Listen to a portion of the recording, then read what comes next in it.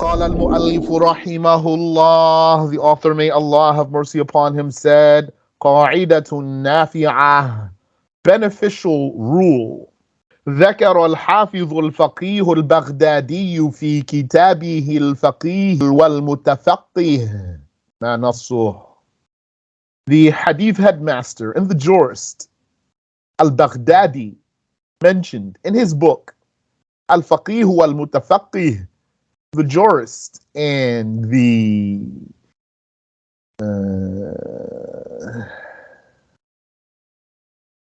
the pre-law student, Al-Mutafaqih, the one who learns at the hands of the jurist. Al-Faqih wal-Mutafaqih, ما نصه, quote, وإذا روى الثقة المأمون خبرا متصل الإسناد, when a reliable, trusted narrator narrates some news with a continuous chain, رد بأمور, it could still be rejected for some matters, for some issues. أحدها أن يخالف موجبات العقول, one of which is for it to be contrary to what is dictated by the intellects. فيعلم بطلانه, thereby its invalidity would be known. By its contradicting the intellects, its invalidity would be known. لأن الشرع إنما يرد بمجوزات العقل بمجوزات العقول لأن الشرع إنما يرد بمجوزات العقول, because the sacred law only comes with what is approved by the intellects. وأما بخلاف العقول فلا, and as for the sacred law coming with something that's contrary to the intellects, no.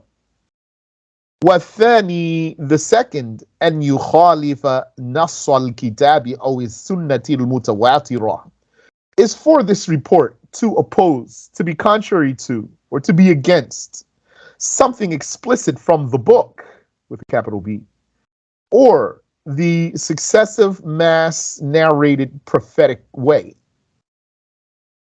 which means it's definitively true. فيعلم أنه لا أصل له أو منسوخ, it would thereby be known, or therefore be known, that such a report is baseless, or it's abrogated if it does have a source. If it does have an authentic source, and it's against something explicit from the book or the successively mass reported sunnah, then it's abrogated. والثالث أن يخالف الإجماع, the third is for it to be contrary to the consensus. فيستدل على أنه منسوخ أو لا أصل له, it would be inferred from that then, since there would be a confirmed, standing, concluded consensus, and this news is contrary to that, it would be inferred from that this report is either abrogated or baseless. لأنه لا يجوز أن يكون صحيحا غير منسوخ وتجمع الأمة على خلافه. وتجمع لأنه لا يجوز أن يكون صحيحا غير منسوخ وتجمع الأمة على خلافه, because it's not possible that it would be authentic, not abrogated, and the nation would agree altogether to what is contrary to it. Intaha, end quote. فعلماء الحديث يحكمون أن الحديث إذا خالف صريح العقل أو النص القرآني أو الحديث المتواتر. So the scholars of hadith judge that if a hadith opposes what is explicit in the mind or explicit Quranic text or explicit, successive mass reported hadith. So it's three sources. If a hadith is contrary to explicit intellectual judgment, يعني decisive. صريح العقل يعني دليل عقلي قطعي, a decisive intellectual judgment, or an explicit Quranic text, or an explicit successive mass reported hadith. وَلَمْ يَقُبَلْ تَأْوِيلًا, and on top of that, this hadith cannot accept an alternative interpretation or a reinterpretation, فهو باطل, then it's false. وهو ما ذكره الفقهاء والأصوليون في كتب أصول الفقه. This is what the jurists and the fundamentalists have mentioned in the books of the fundamentals of jurisprudence, which is the clockwork of jurisprudence. كجمع الجوامع لتاج الدين السبكي وغيره, like the book جمع الجوامع by Tajuddin As-Subki and others. That's the son. Tajuddin As-Subki is Ibn Subki, the son. As-Subki, not Ibn Subki, he's the father. Taqiyuddin, the one who refuted Ibn Taymiyyah. قال المؤلف رحمه الله, said the author, may Allah have mercy upon him. And by the way, though, I say, said the author. Why say it like that? Why I don't say the author said? That's proper English. It's not yani, it's not wrong. Not only it's not wrong, that's very proper. It's old. We're older English. So I say it. وَالْعَالَمُ بِجَمِيعِ أَجْزَائِهِ مُحْدَثٌ. And the world, with all of its components, with all of its pieces, is an occurrence or an event, something that happened. إِذْ هُوَ أَعْيَانٌ وَأَعْرَاضٌ, since it is a collection of, or an amalgamation, is that right? Amalgamation? Yani, it's a collection of things that have volume, أعيان, وأعراض, and fleeting qualities. أعيان, Ains, that means individuals. And the meaning of individual here is volume, things of volume, things with independent standing. They have volume filling their own space, like he's going to tell us. وَأَعْرَاض, and fleeting qualities, temporal qualities. So my translation here, temporal qualities, that's a broad wording on my part. So as you know, probably we're going to mention, the a'rad is the attributes of the creations. Those attributes of the creations, sometimes they last for 2 moments or more. And sometimes they don't last for more than a mere moment. Some scholars said it doesn't last for 2 moments. And they stop there. And the Shaykh doesn't accept this, which he's going to talk about, inshallah. But even the ones that do last for 2 moments or more, they're still subject to vanishing. Like, you know something, you have some knowledge. That knowledge that you have, it might stay with you for the rest of your life, or for some of your life, or for some days, or for some hours. So it's fleeting, it's susceptible to coming and going. You might forget something in such a way that had you been reminded, you'll never remember that you knew it before. Or you might forget something in such a way that had you been reminded, it will come back to you that you knew it before. And like that. So you would be hot, and then you'd be cold, and you'd be moving, and then you'd be still, and like that. And you'd be sick, and then you'd be healthy. Might last for a long time, or might last for a short time. So I'm saying fleeting qualities, or temporal qualities. He says, وَالْعَالَمُ بِجَمِيعِ أَجْزَائِهِ مُحْدَثٌ. The world with all of its components is an event. an occurrence, a happening, since it is volumes or objects, things that have their own space. If a particle could be called an object, if a particle could be called an object, if that's valid, a single indivisible particle. And إذ هو أعيان وأعراض, since it is volumes and fleeting qualities. فالأعيان ما له قيام بذاته. The أعيان, that's plural of عين. One of the meanings of عين is individual, an individual. What is that? ما له قيام بذاته, what has an independent standing, that which stands on its own. له قيام بذاته, that which stands on its own.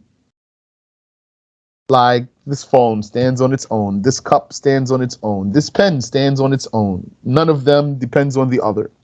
وهو إما مركب, and it would either be something composed, وهو الجسم, and that's a body, أو غير مركب, or it's not composed, كالجوهر, like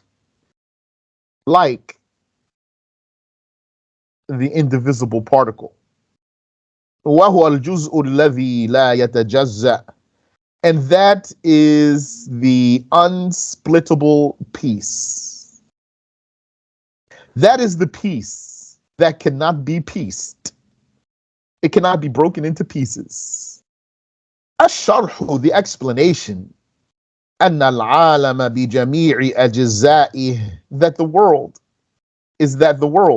with all of its parts, all of its components, من السماوات وما فيها, from the heavens and what is in them, والأرض وما عليها, and the earth and what is upon it, الذي هو ما سوى الله تعالى, that which, يعني that alam, الذي, that which, meaning that alam, that world which, هو ما سوى الله تعالى, it is what is other than God, exalted is He, مما دخل في الوجود,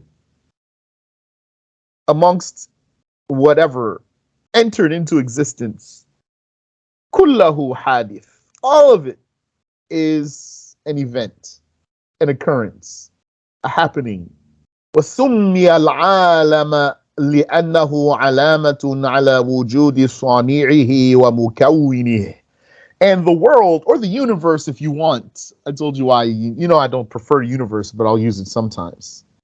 The world or universe is called alam because it's an alama, a sign, for the existence of its maker and what brought it into being. That's the strong saying. And it was said that it's called alam because it contains intelligent creatures, because it contains creatures that have ilm, angels and genies and humans. That's weaker saying, because by that weaker saying, then the world would be named after something that's a part of itself. According to that weaker saying, the world would be named after a part of itself. So a stronger saying is that alam was called, the world or universe was called alam because it is itself an alama, a sign. وَالْمُرَادُ بِالسَّمَاوَاتِ هُنَا جَمِيعُ الْعُلْوِيَّاتِ. And what's meant by as-samawat here, the heavens, is all of the upper world here, not just those seven firm bodies that we know. من عرش وكرسي وجنة وغير ذلك, such as whether an arsh, the ceiling of paradise, or a kursi, which is some huge object in the upper world, or heaven, or anything else. Although here Shaykh mentions them indefinitely. He said, min arshin, whether a ceiling of paradise, wa kursiyin, or a kursi. The kursi is that huge object also, but it says a kursi. There's only one of them though. Wa jannatin, and a heaven. There's only one though, the garden, heaven, paradise. So I don't have explanation why he made it indefinite there. We can ask inshallah. If you ask and you find out, let me know. وغير ذلك, and anything else. وليس المراد السماوات سبع فقط. It's not intended here only the seven heavens. فهذه السماوات والأجرام العلوية بأسرها محدثة. And so these skies, the seven ones, and all, and the heavenly objects, the heavenly volumes, بأسرها, in their totality, they are all محدثة, eventual, created. A كانت معدومة ثم خرجت من العدم إلى الوجود. Meaning they were non-existent, then they exited nothingness and entered into being, into existence. وهذا الأمر عليه كل الطوائف, and this matter is what all groups believe in, or all groups are upon that. Yani all religions, all factions believe this, that what? That the world is created. التي تنتحل الأديان, يعني all religions, all groups that practice religion say the world is created. ولم يخالف في ذلك إلا الفلاسفة. No one opposed in that but the philosophers.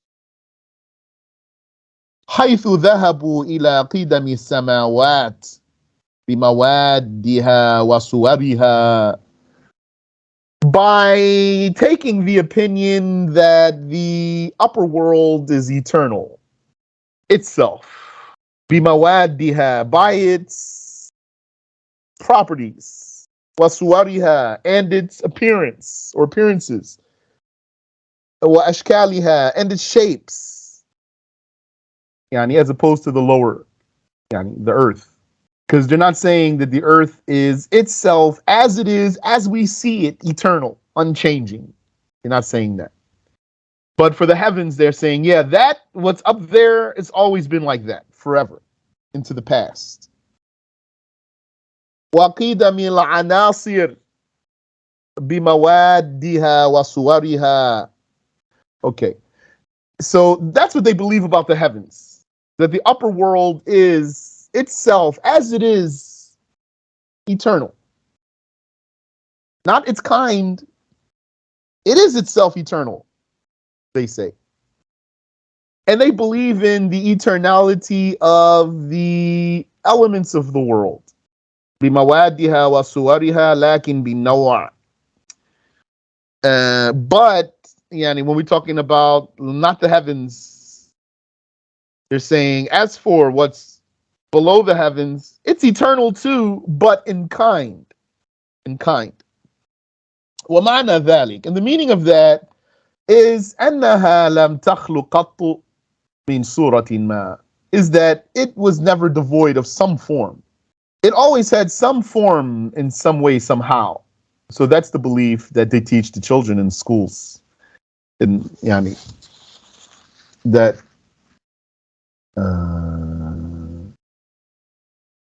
energy cannot be created or destroyed. That's what they say. It can't be created or destroyed. And that it all just recycles. Everything that's in the world now, I remember learning this in like 3rd grade, 4th grade. Everything that's in the world now, as we see it, although we do witness that it is eventual from what we observe, but that's just the form that we see now. This form, whatever form we see now, like any trees, ground, cars, metal, for example, stone, etc. Any material that we see, even the smoke, ashes, anything, Whatever form we see now, they say it was in a previous form before that.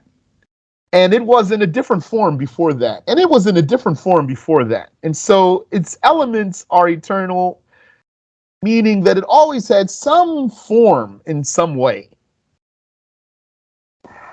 Okay, so ومع ذلك فالفلاسفة يطلقون القول بحدوث ما سوى الله تعالى لفظا وتعبيرا.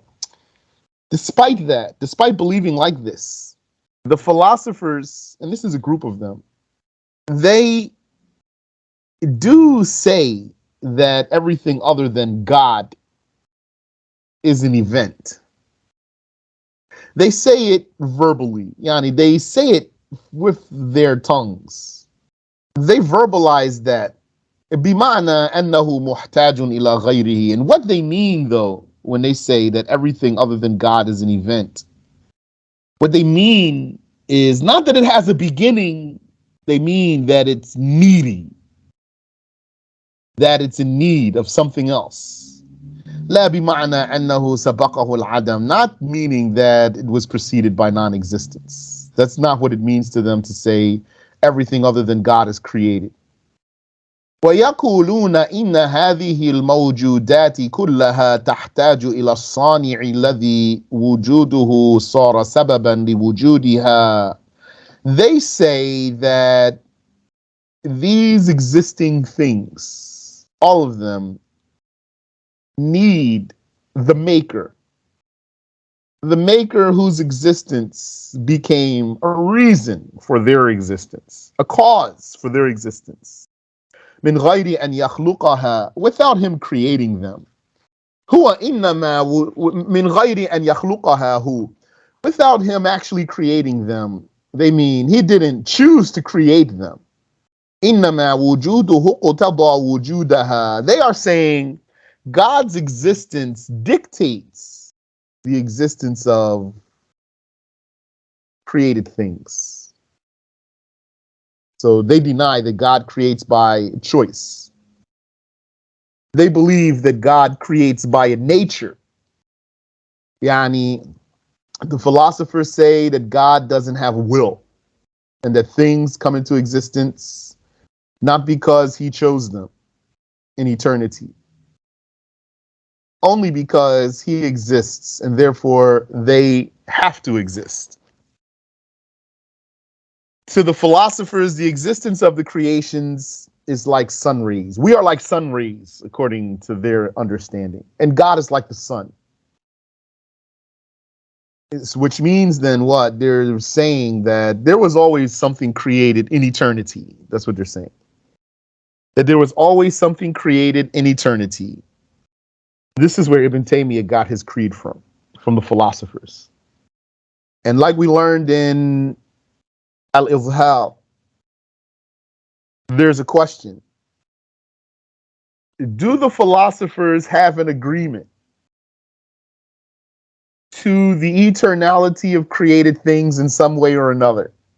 Some scholars said no. In fact, there were some philosophers who believed in an eternal self that existed alone. And if you remember, there's a story about that we took when they dug up some ruins. If you don't remember that, review your notes, inshallah ta'ala. They dug up some ruins in Damascus.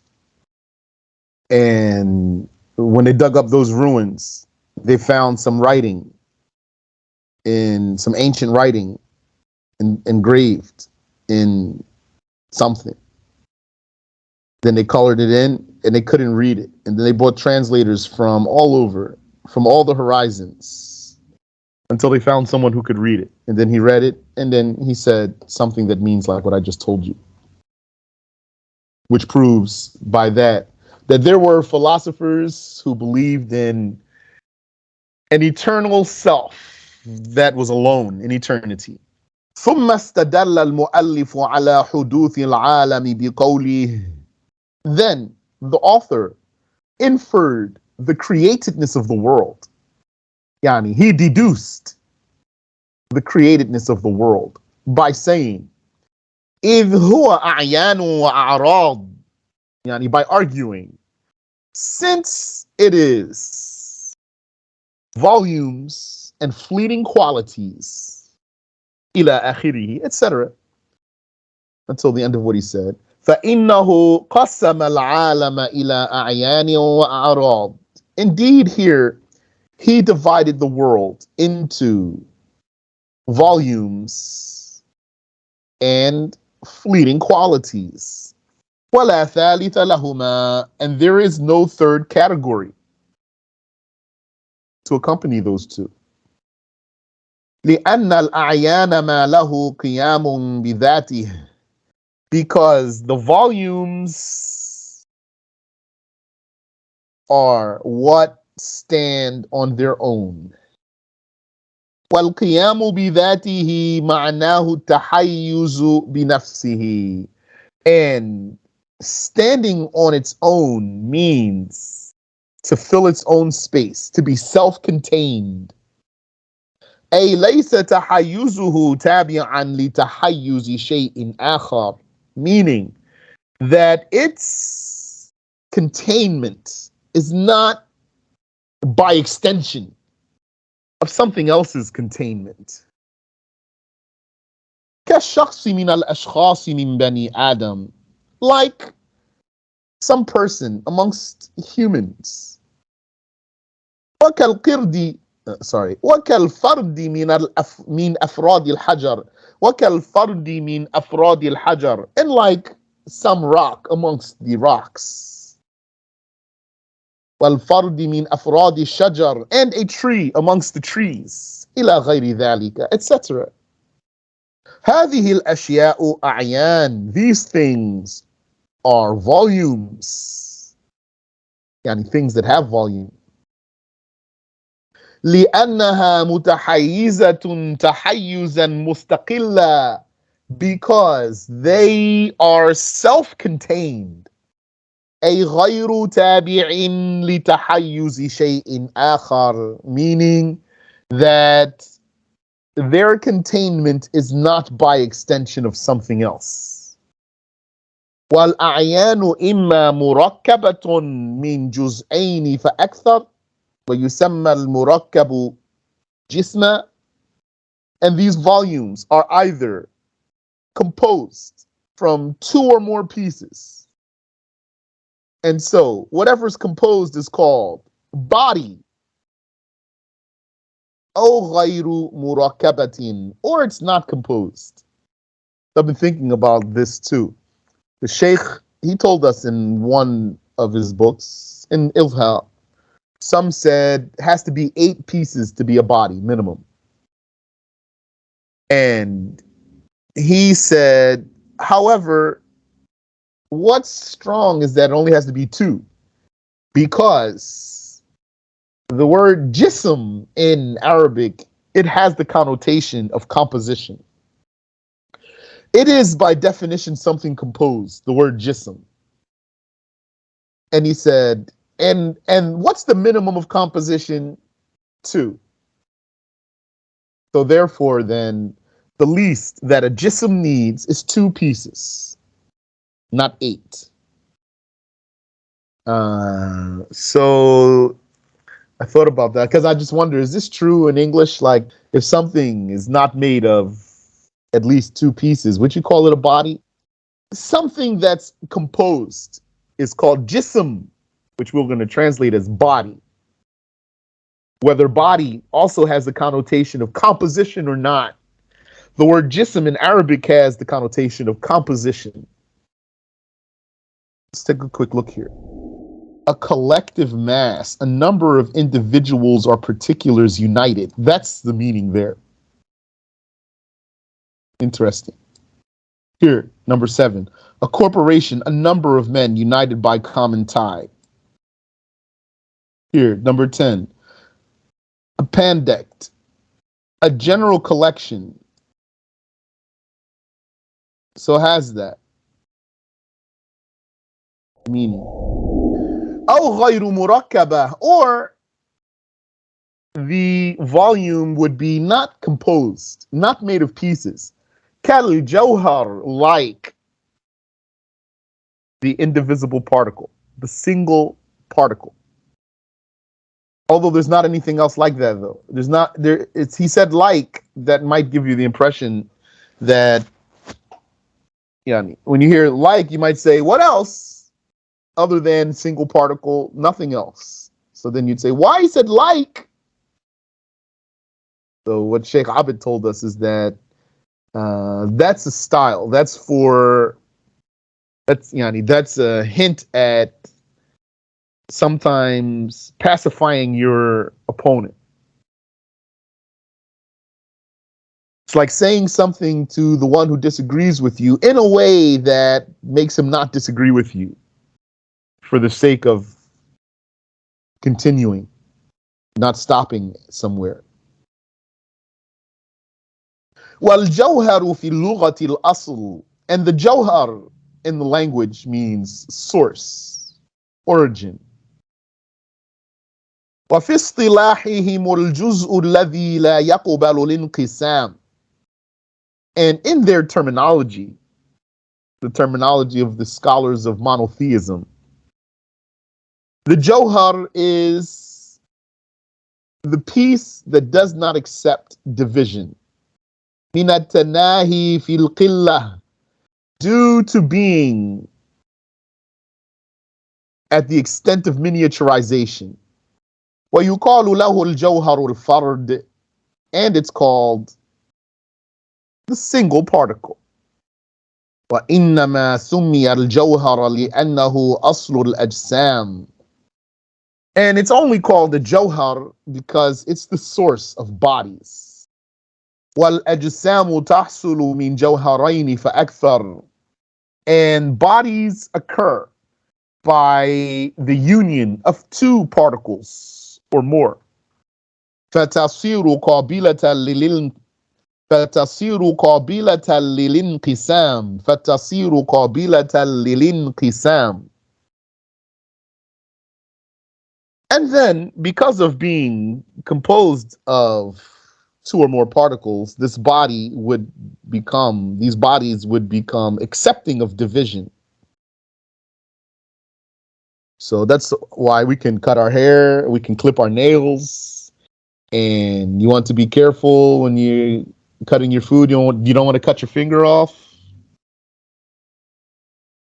وَيُعَبَّرُ عَنْهُ بِالْجُزْءِ الَّذِي لَا يَتَجَزَّأ, and it's also called the unsplittable piece. وَالْجِسْمُ عِنْدَ أَهْلِ الْحَقِّ يَتَرَكَّبُ مِنْ جَوْهَرَيْنِ فَأَكْثَرُ, and so the body, according to the people of the truth, is constructed from two particles or more. أَمَّا عِنْدَ الْفَلَاسِفَةِ, but for the philosophers, الَّذِينَ يَنْفُونَ الْجَوْهَرَ, those al-jawhar al-fard, those who deny that there's a such thing as a single indivisible piece, الذي لا يتجزأ, فإنهم يقولون, they say, الجسم يتركب من هيولة والصورة. They say a body is composed of or made of hayal and form. وَيَعْنُونَ بِالْهَيُولَةِ, and what they mean by hayal, الشيء الذي لا كيفية له ولا كمية. They mean something that has no mode or way. They're talking about something that should only be said about God. They're saying something that has no way about it, no way or how about it, has no mode or manner of being, and it has no amount. But it's some stuff though.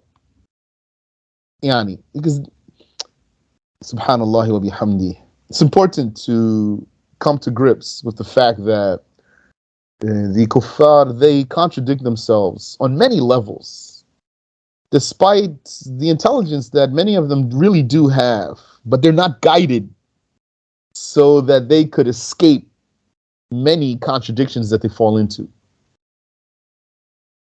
And somebody would think, there must be something. They must be on to something.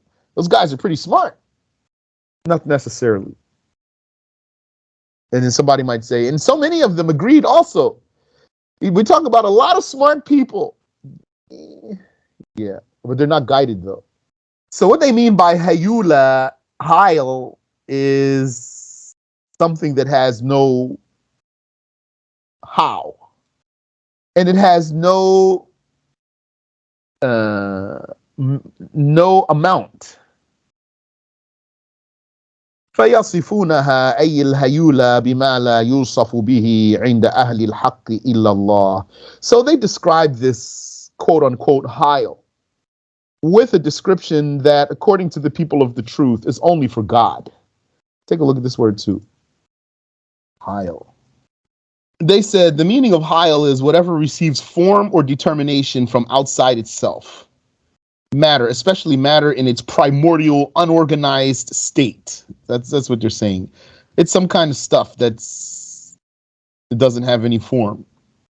Here it says here, hylomorphism is a philosophical doctrine developed by the ancient Greek philosopher Aristotle, which conceives every physical entity or being as a compound of matter and immaterial form, with the genetic form as eminently real within the individual.